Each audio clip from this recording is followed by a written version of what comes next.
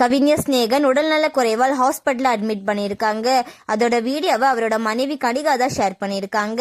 Share பண்ணி அதில் அவங்க என்ன சொல்லியிருக்காங்க அப்படின்னா, வைரல் காய்ச்சல் பரவலாயிட்டு வருது, எல்லாருமே சேஃபா இருங்க அப்படின்னு சொல்லி ஷேர் பண்ணியிருக்காங்க. அண்ட் அது மட்டும் இல்லாமல் கனிகா ஸ்நேகன் அவங்களோட 2 குழந்தைங்களுமே ஹாஸ்பிட்டலில் தான் இருக்காங்க.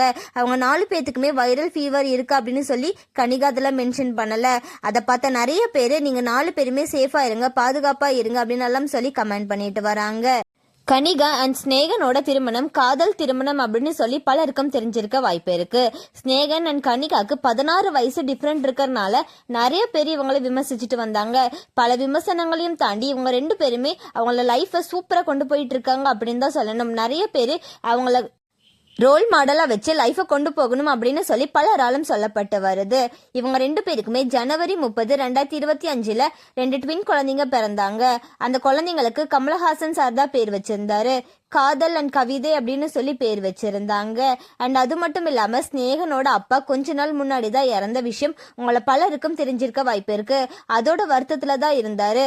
இப்ப வைரல் ஃபீவர் வந்து ஹாஸ்பிட்டல்ல இருக்காரு.